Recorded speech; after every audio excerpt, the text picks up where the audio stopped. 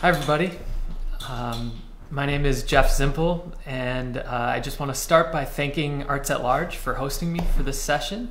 ARTS4ALL is such a wonderful project, and I'm happy to participate and make art with everybody. Another thank you is I'd like to thank Jewish Museum Milwaukee, as they're kind of the inspiration for this project, bringing in the Luba Lakova Designing Justice exhibit. It's a phenomenal show. They have some great resources on their website, and I highly encourage you to check it out. There are opportunities to visit the exhibit before it ends. Also, I'd like to thank the Milwaukee Arts Board with funds from the state of Wisconsin and the National Endowment for the Arts for supporting this project. Couldn't do what we do without you, so thank you. Today, I'm going to walk you through a process of starting with visual analysis, engaging with a work of art that you received in your ARTS4ALL bag. This is a Luba Lakova print, and it is packed with meaning, and we're going to look at it slowly and actively and try to extract out what it's all about. From there, after we gather some insight from this beautiful poster, we're then going to generate a couple of images, and we're going to do so by a sketching activity that will kind of have us go about it in a few different ways to generate different types of imagery. And that's going to set you up really nicely to ultimately make a poster. And posters, I like to think of posters as opportunities for images to talk to one another. And if you do it enough, if you practice that process, your imagery starts to talk to an audience, which is kind of the whole point of making a poster in the first place. So that's what we're going to do today. And so what I'd like to do is just remind you that ARTS4ALL has provided these wonderful art bags. And inside you have some paper, different colored sheets of paper, some scissors, pencils and a pencil sharpener, an eraser, though you probably won't need it. I say embrace the mistakes. And then a glue stick. And there are alternatives to the glue stick if at some point you run out of glue or you're trying to make posters. If you have camera, if you have access to a phone camera or a digital camera, you can easily capture the poster you make and kind of keep it forever in the digital world. Or if you do have glue, then you can glue it down, and I encourage you to put your posters up in a window or facing a street or something like that. Okay. Right, so let's get started.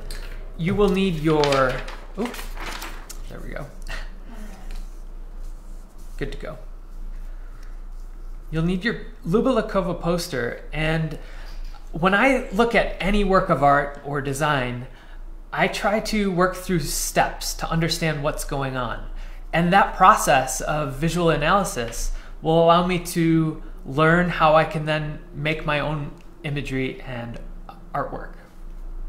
So when we look at this picture, and I'm going to mark mine up, feel free to do so as well, or keep yours nice and pristine, and then you can put this one up as well.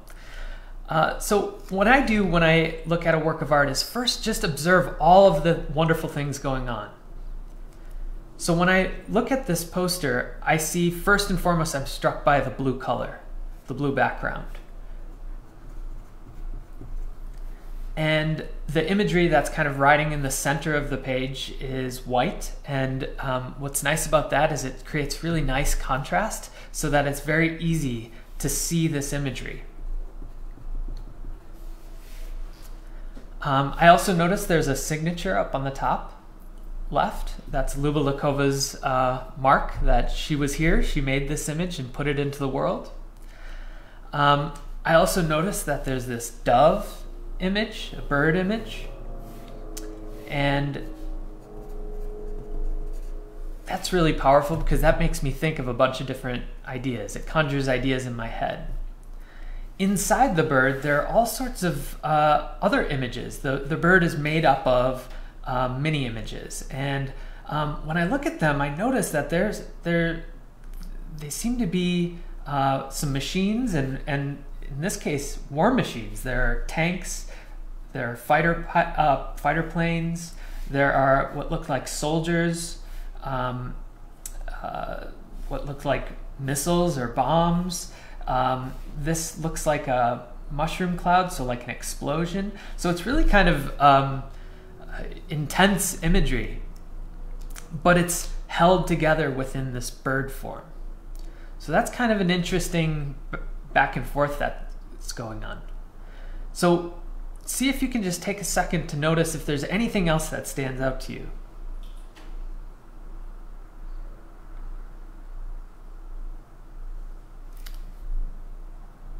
So the next level that I go to start to understand more about what the designer was doing, in this case Lyubelakova, I'm going to ask questions of what did the artist do on purpose? What did they try to do?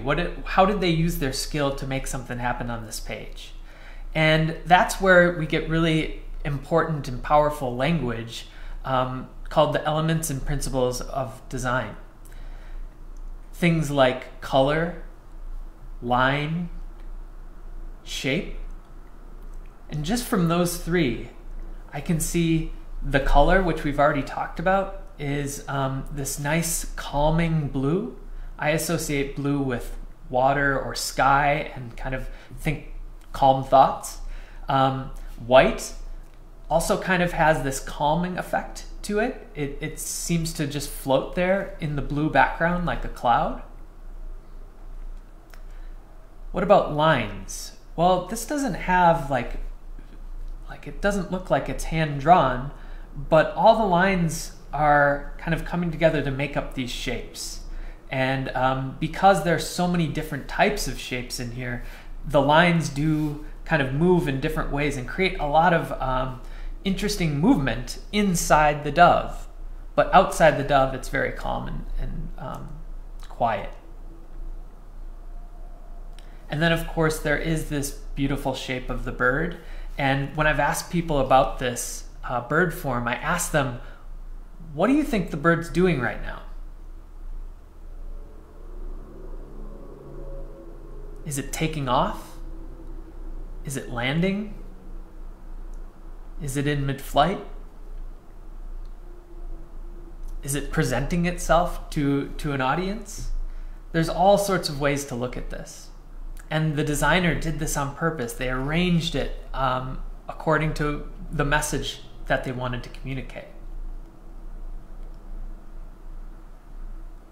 If we go down a level, we can ask, all right, well, what kind of techniques are going on to elicit a response in me as a viewer? What is the designer doing with these lines and shapes and colors? Well, the big thing, and I mentioned this word earlier, is contrast. Contrast is what happens when you take two things that are different from one another and you put them next to each other, and they stand out because of their differences. So in this case, we have the white mini shapes and the quiet, calming blue background. And those two things contrast with one another through their color. And what it does is it makes the bird really stand out. The other principle of design that's at play here is the principle called unity. So the bird shape unifies all of these little shapes inside of it. And so, as you can see, there's a lot going on in what seems to be a relatively simple poster design. And so the last thing I always like to do is bring in the judgment. Is it working? Is it doing what it's supposed to do? Is it communicating a certain feeling to me as a viewer? Because that's what we're trying to do as designers. And I would say yes. I would say this is a successful poster and all of its elements are working to get me to think about this complex concept of maybe peace. A bird sometimes is a stand-in for peace. And inside of it, there's war. And so what it makes me think of is that the peace is overtaking the war. The peace is more powerful than the war. It kind of takes it and flies away with all of its imagery. And I think that's a beautiful idea, that like the dove or the peaceful bird wins over in the end. And so that's kind of the spirit of what we're going to do here for making our own imagery. We're going to start by creating individual shapes and images, and then we're going to figure out a way for those to exist on a page so that they can talk to one another and communicate something. Now, the Luba Lakova exhibition at Jewish Museum Milwaukee is filled with posters that do this. And all of the posters talk about really kind of the challenging topics of our time and from our society. So things like, peace and war, things like the environment and environmental consciousness, topics of, like just social justice and, what we're actually doing as a society. And, it's been a tough couple of months, a tough 6 months, where there's just been a lot going on. And healthcare, our health is such a big topic. And so what I'd ask you to do is think about what types of concepts or topics you want to respond to. This is an opportunity for you to take all those challenging ideas and to process them, make them visual, so that maybe we learn something. Maybe we develop a really purposeful idea that we can then take to engage with that topic, so that we kind of have an active relationship in our society and world. Okay, so kind of the overarching theme for this project is designing justice. And I'm going to help you walk through and use some tools and techniques to make imagery that responds to these designing justice topics. So the next thing you're going to need, and this is where we're going to start making, so that's exciting. I would have a pencil and 2 pieces of paper.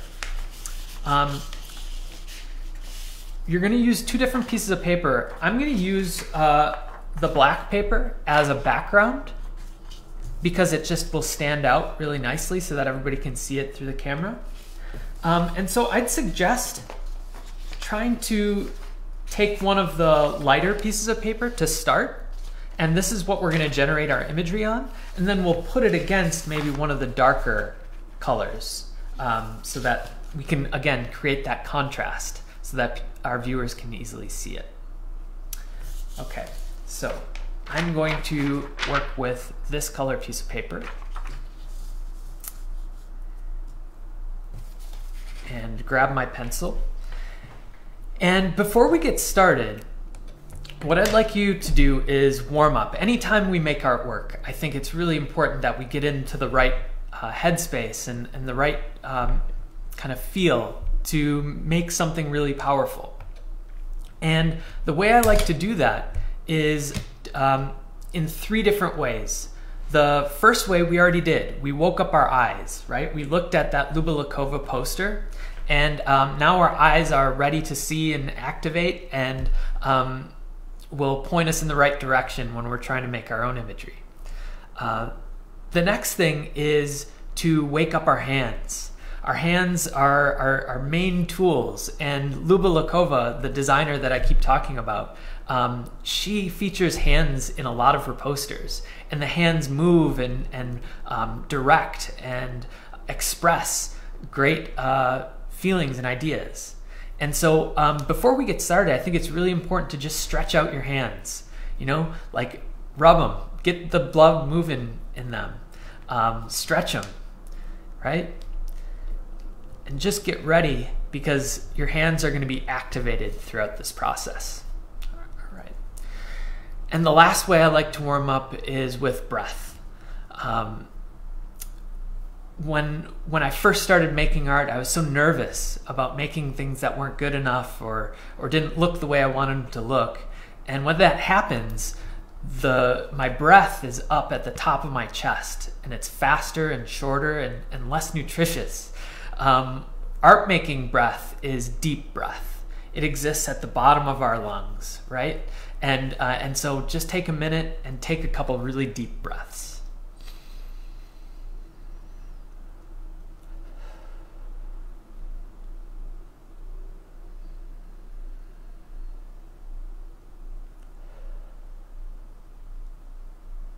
One more.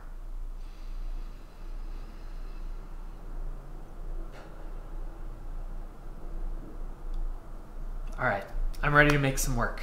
Hopefully you are too. Okay, so what we're going to be doing is we're going to be using our hand as a model for how to express concepts, but we need some concepts to work with to start. And so what kind of words can we use to help us generate imagery?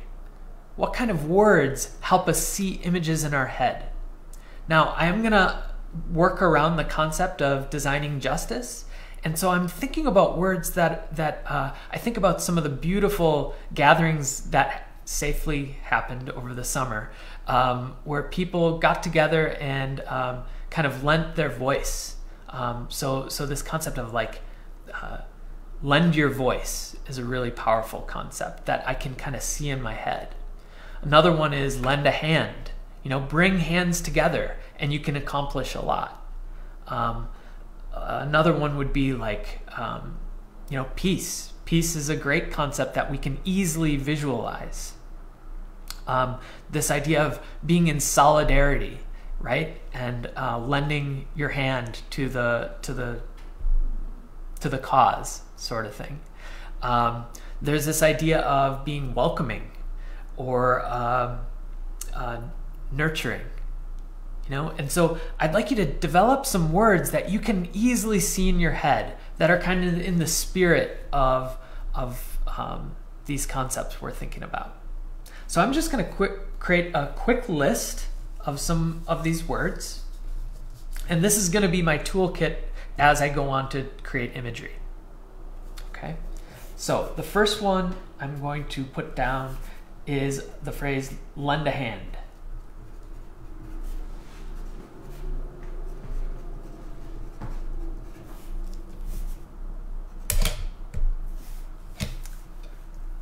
Second one is going to be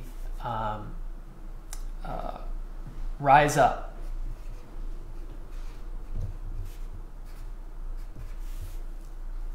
Right. Third is going to be a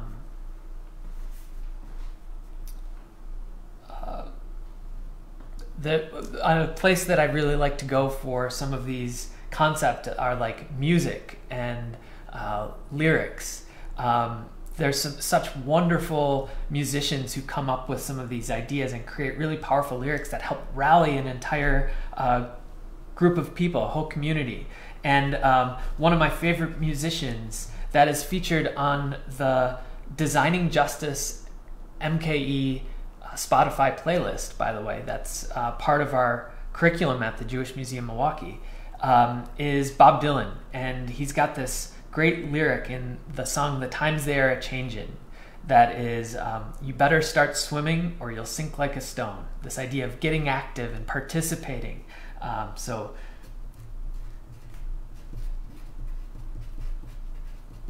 better start swimming.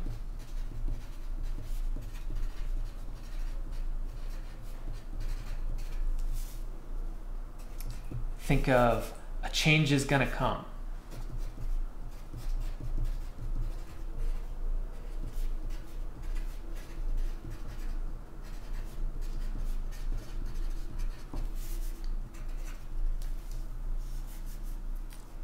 I really love the word onward.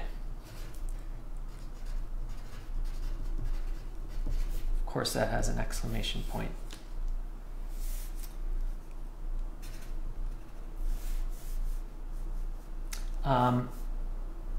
I like the idea of lots of little things and individuals coming together to make something really big happen. So be a part.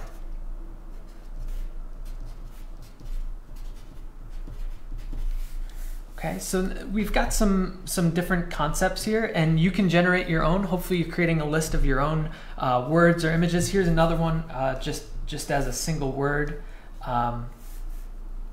We could do elevate.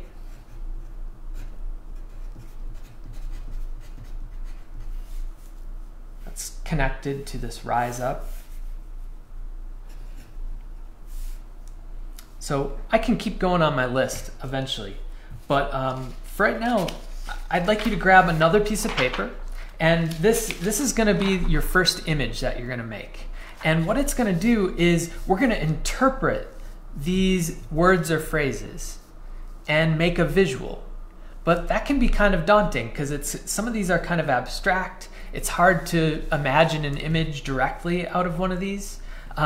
And so the way I like to make this happen is by using my hands as models. Okay, so we're going to be sketching not from just the ideas that we have in our head, but we're actually going to use a model to help us come up with imagery. And the thing is, you can't do this wrong. Any way you decide to draw your hand, it's going to work for our project. I promise. Just trust me on this. And so the first thing we're going to do is we are going to try to interpret one of these concepts with our hands. So if we were to say, lend a hand, what would that look like with our hands? What would that look like? I think it would look something like, you know, an outreached hand like so, right? And so what I'd like you to do, and we're going to do this with different times. Each time we're going to sketch either slower or faster. And so for this first one, we're going to take our time. We're going to take about a minute, and we're going to try to draw our hand showing this concept of lend a hand. Now you can interpret it differently, right? You could come up with all sorts of different ways to show it with your hands. Oh, I just thought of one more word here. Make peace.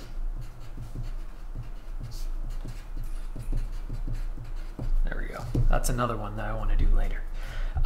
So lend a hand, and you're going to use your model, and you're just going to sketch it and try to do it in about a minute. And I start with just the outside contours of my hand. Okay, so ready? We'll give it a minute, and we'll start now.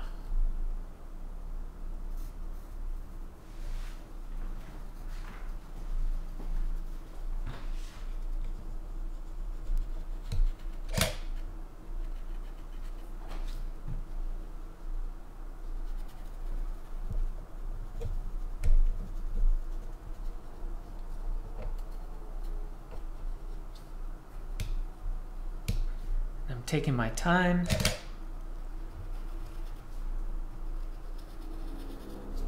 And just trying to get the shape and those contour lines that make my hand my hand. And then when you get it kind of surrounded, you get the outline, the silhouette going, then you can go in with the rest of our time, build in some detail. So I'm going to look for the lines that show my individual fingers.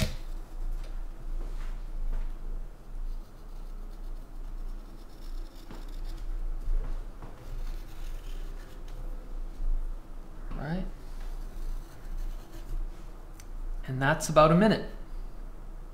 So go ahead and stop. And as you can see, that's not a perfect hand, but it works as a hand. And if you look at a lot of Luba Lakova's work, you'll see that she has these really expressive, creative, abstracted hands. And that's great. So now I'm going to choose another concept here that I wrote down. And I'm going to do another one, but I'm going to do it a little faster. So the minute-long one had some detail. It kind of was a complex shape. And now I'm going to do one with only 30 seconds. So give it a shot and try to do it a little faster. The next one I'm going to pick is Make Peace, because I think that one's a little easier to do.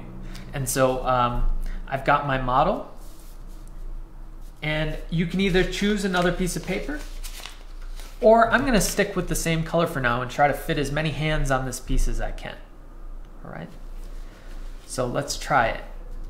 30 seconds, make piece,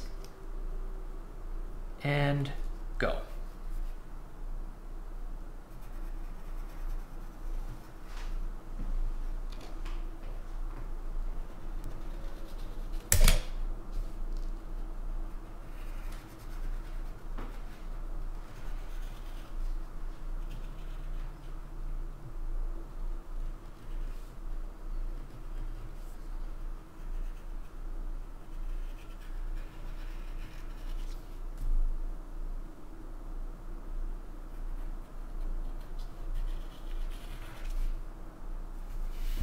All right, that's about 30 seconds. Okay. Okay, so we're not gonna have the overhead camera, so I'm just gonna show you what I came up with. All right. So go ahead. It's not a scientific diagram of a hand, but is it a hand image? Absolutely. All right. Now I'm gonna ask you to do one more. And this time we're gonna work a little faster. And so this one's only gonna be 15 seconds. And that might be kind of stressful. And how am I gonna make a hand in 15 seconds? But that's why we woke up our hands earlier and we stretched them all out. Trust your hands. If that's something that I used to say in baseball all the time, trust your hands. And so pick another concept. I'm going to do, let's say, rise up. I'm going to do rise up as the concept, and I'm going to try to make this image in 15 seconds. All right, ready? Go.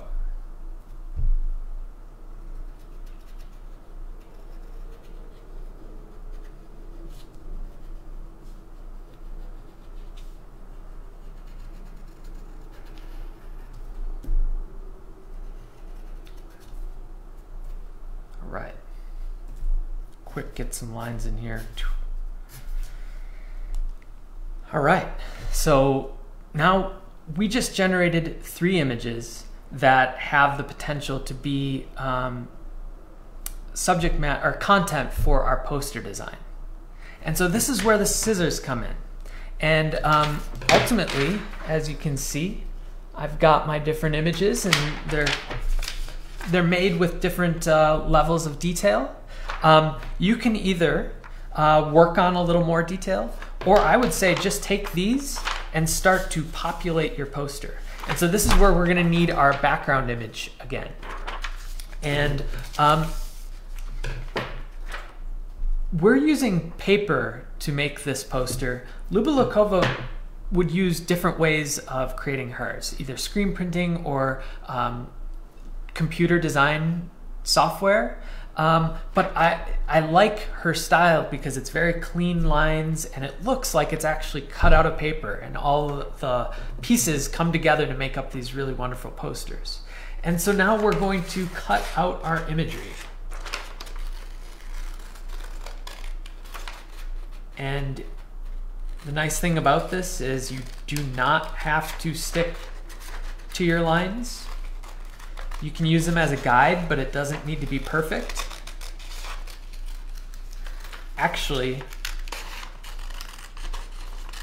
the more expressive these become, the more they're probably going to communicate to our audience.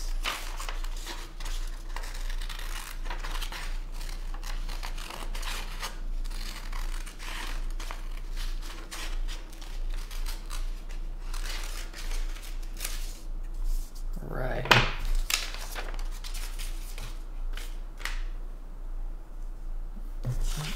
Let's do that. So as you can see, against this dark background, and maybe this is where I'll use the glue, huh? Actually, no, don't use the glue just yet. We're just gonna generate our imagery. So go ahead and keep cutting your images out.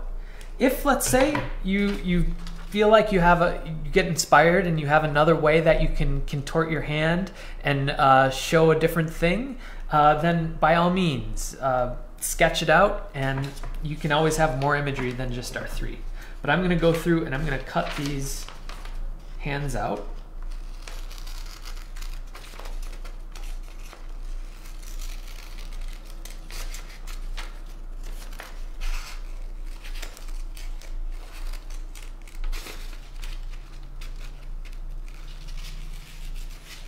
Now, some of the people, there's some really outstanding artists who work with cut paper. And I like to look at their work and get inspired. And some are from a long time ago. An artist like Henri Matisse, the great French painter, when he got a little older, he started to make images through cut paper, and he called that process drawing with scissors. And they're really beautiful works. So if you get a chance and you're around a computer at some point, I highly suggest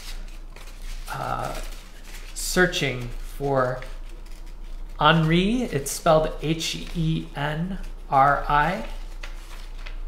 Matisse, Matisse.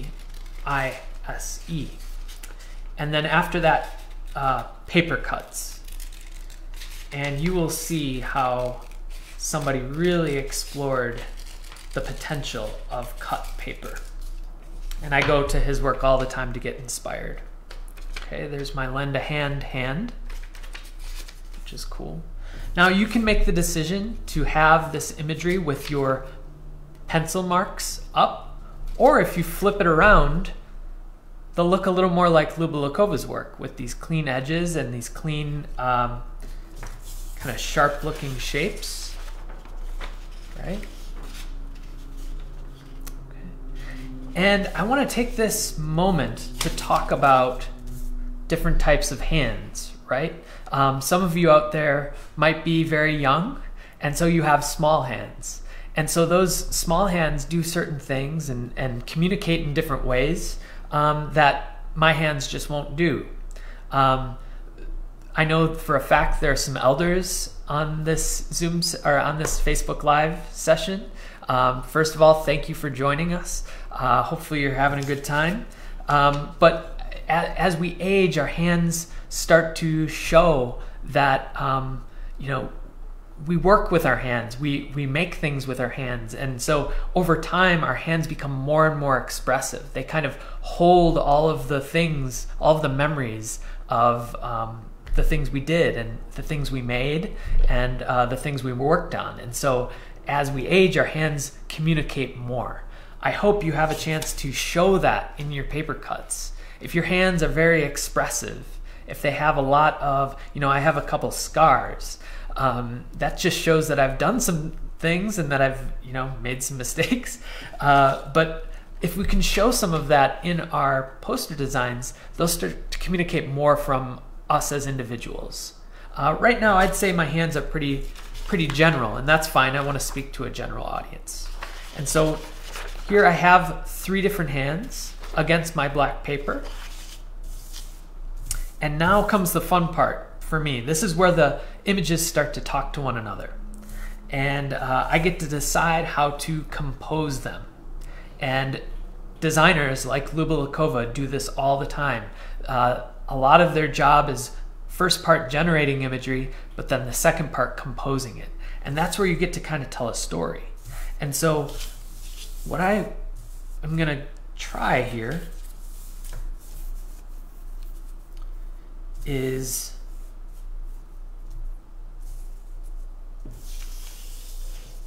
compose these in a way that tells a little bit of a story.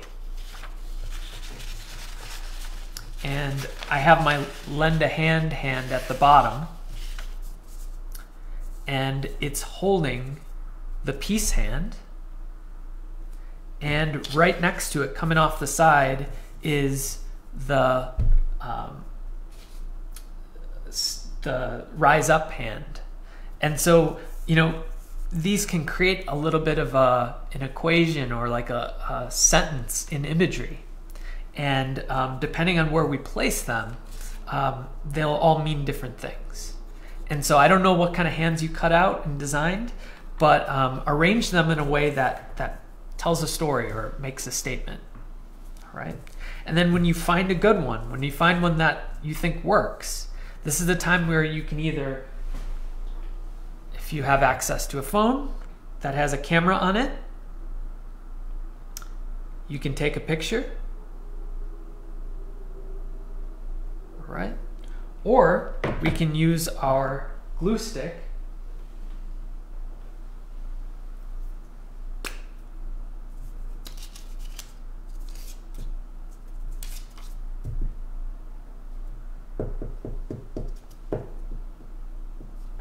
to make these a little more permanent.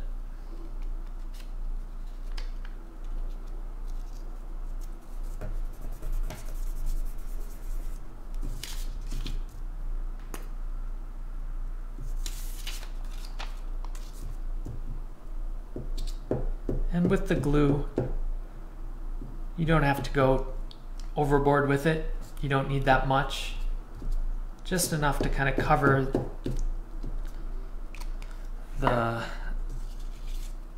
like each part of the hand. All right. And one more.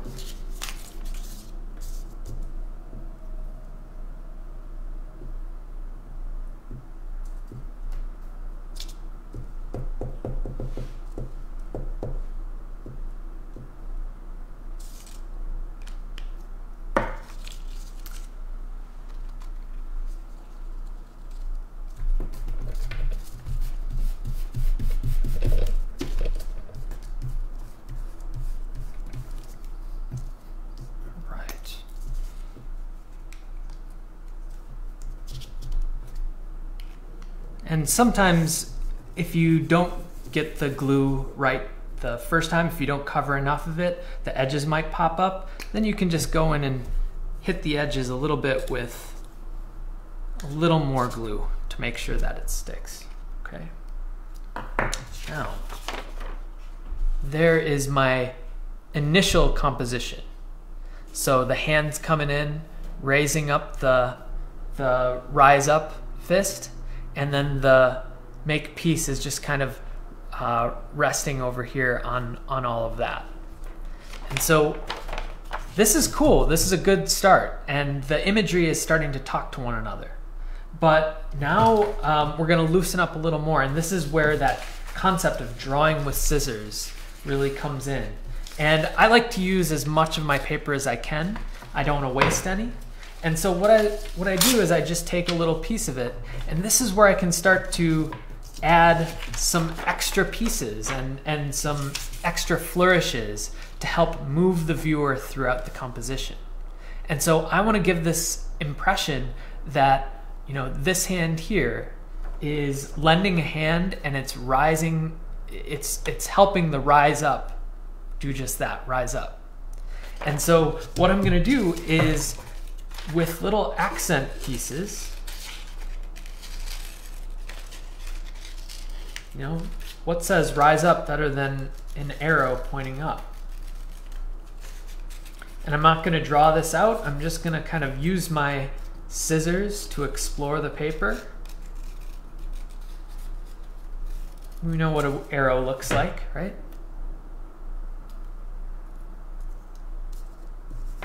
Maybe make that a little sharper, like so. Now you can make letters with this. You can just stick to symbols. I think I'm just going to stick to symbols.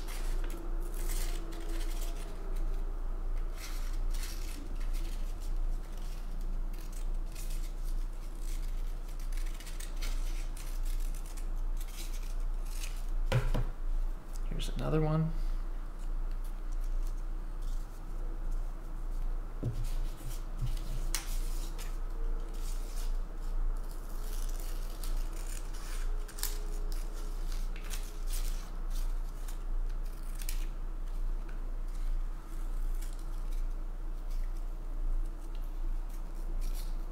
You can try different shapes and sizes and moving in different directions. There's a little smaller one.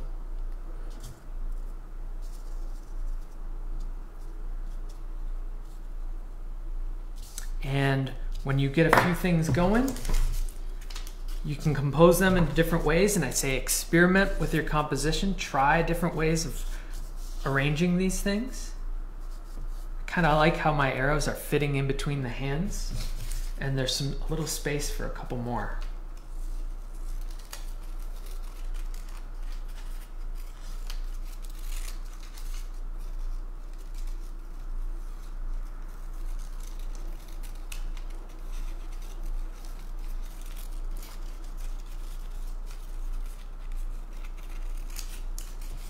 Right. So there's another one.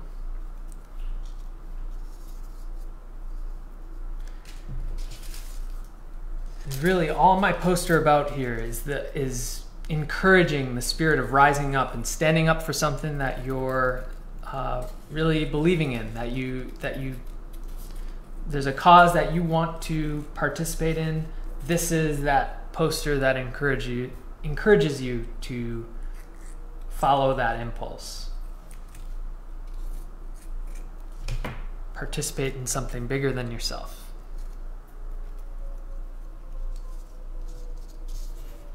And so I have a bunch of arrows, all intertwined with my hands. One more.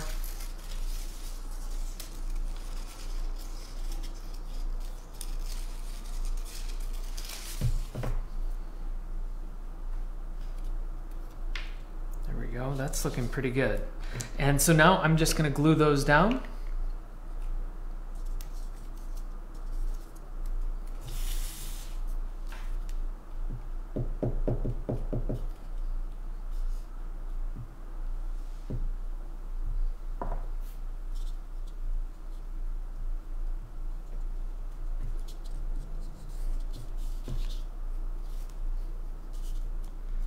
And I always use a piece of paper underneath my image that I am gluing so that the glue doesn't get on everything else.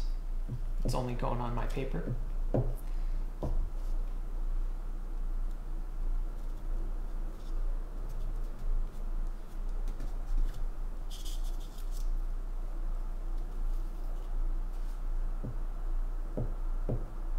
So what we're asking you to do is actually share your images.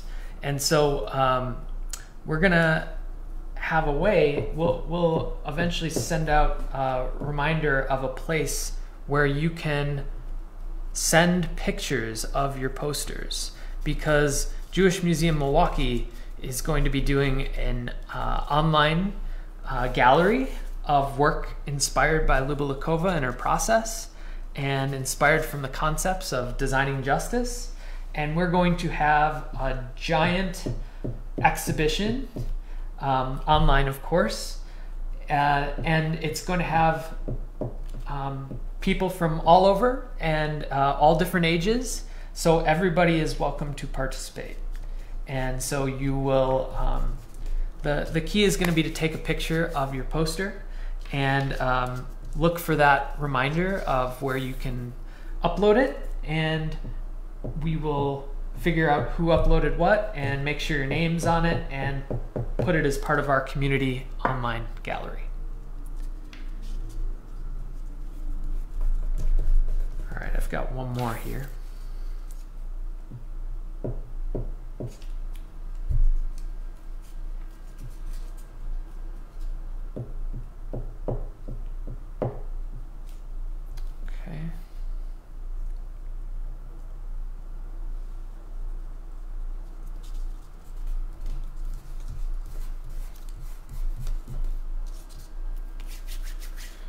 All right.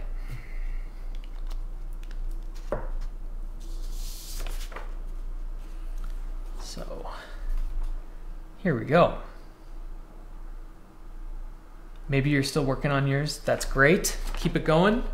But I just want to take a minute here to apply the same visual analysis that we did for the Lubelikova poster, to my own. Because sometimes when we make it, we don't even, we're only partly conscious of what we're making.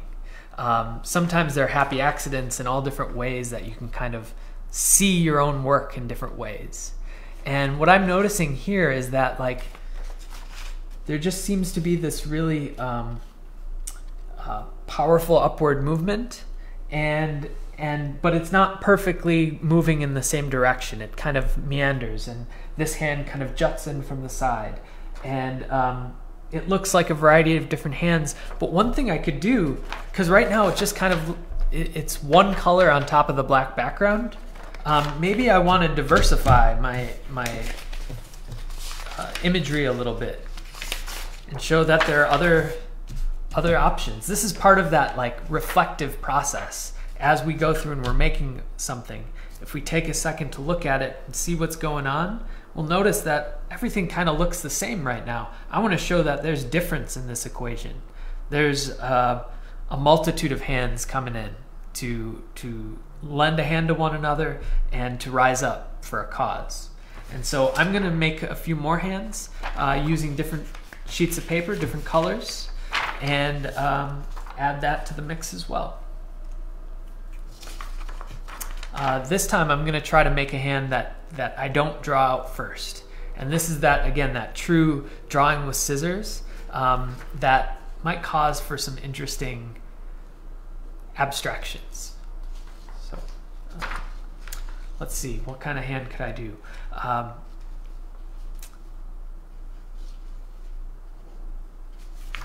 got an idea.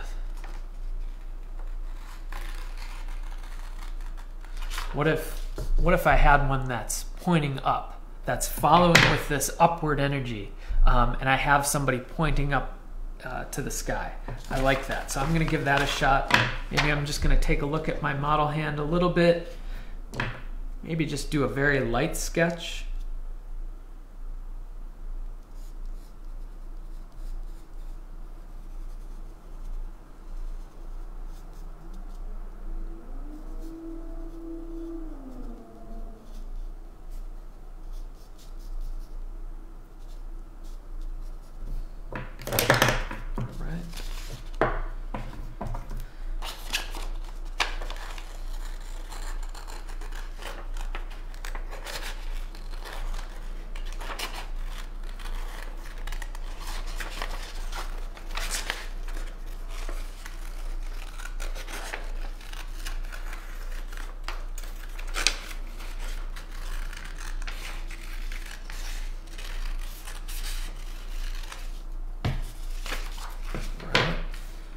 Can't just have one. I've got to try a couple of other ones as well. Maybe doing that same pose but in a different direction. Maybe it's the other hand.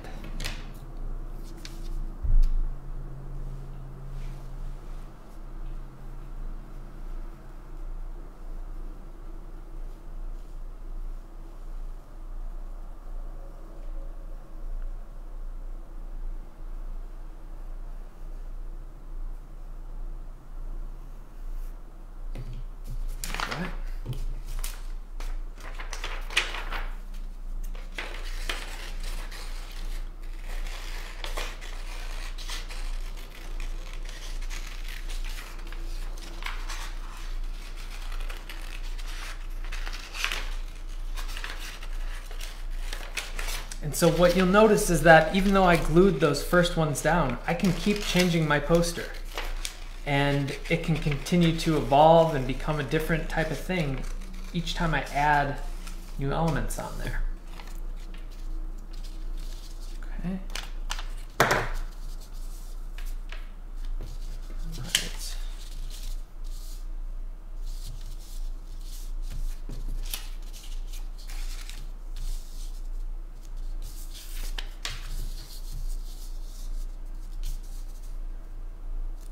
So sometimes what you'll also have to do is, what if you want things kind of coming off the page? right? And what I'm noticing is that my hands are just a little too big right now for my poster to add something new. It'll just look too overwhelming. And so what I'm gonna try to do is maybe make these a little smaller or put them off the edge and trim them so that they look like they're coming in from the sides. I'm going to make them a little smaller.